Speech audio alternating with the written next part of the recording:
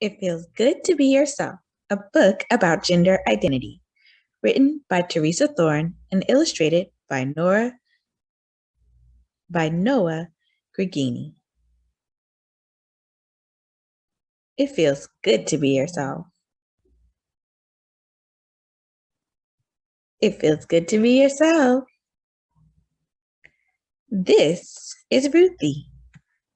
There she is. She is a transgender girl. That means when she was born, everyone thought she was a boy until she grew a little older, old enough to tell everyone that she is actually a girl. Girl is Ruthie's gender identity. This is Ruthie's brother, Xavier. Xavier is a cisgender boy. That means when Xavier was born, everyone thought he was a boy, and as he grew older, it turned out everyone was right. He is a boy. Boy is Xavier's gender identity. There's so many different ways to be a boy or a girl, too many to fit in a book. But not everyone feels like either a girl or a boy. Non-binary is a helpful word that can describe a kid who doesn't feel exactly like a boy or exactly like a girl. This is Ruthie's friend Alex. Alex is both a boy and a girl. When Alex was born, everyone thought Alex was a girl, but Alex is both a boy and a girl. This is Alex's gender identity. This is Alex's friend JJ. JJ is neither a boy nor a girl. Ever since JJ was very little, they never felt exactly like a boy or a girl. They just felt like themselves. This is JJ's gender identity. Alex and JJ are both non-binary. Just like there are many different ways to be a boy or a girl, there are many different ways to be non-binary. Too many to fit in a book. Some kids feel like girls, and some kids feel like boys. Some kids feel a little bit of both, part girl and part boy. And some kids don't feel exactly like a boy or a girl. They feel like neither.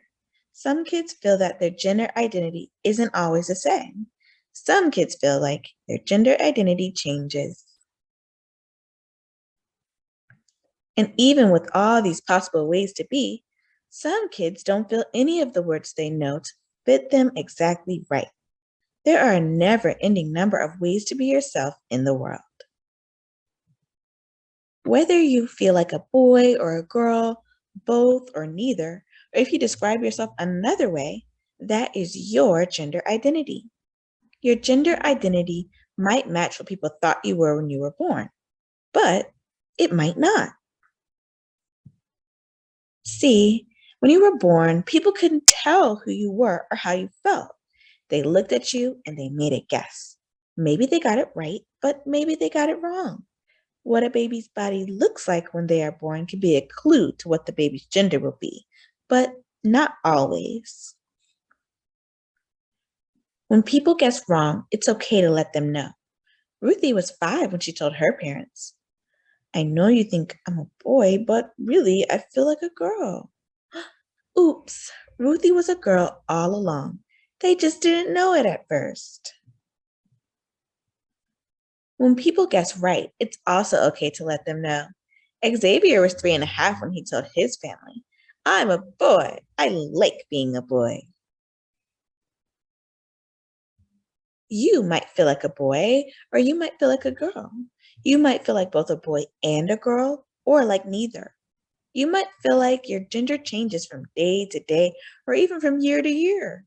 You might feel that none of these words describes you perfectly, or you might not be sure yet. It's okay if you're still figuring it out. Your feelings about your gender are real. Listen to your heart. No matter what your gender identity is, you are okay exactly the way you are, and you are loved. It feels good to be yourself, doesn't it?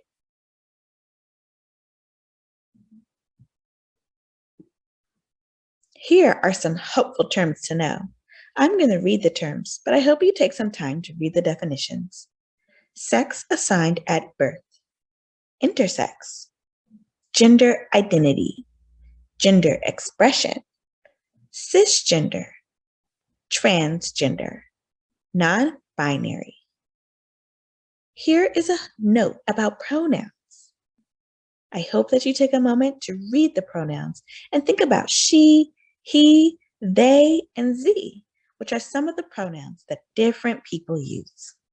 There are also some helpful resources if you want to learn and explore more. Thanks for reading.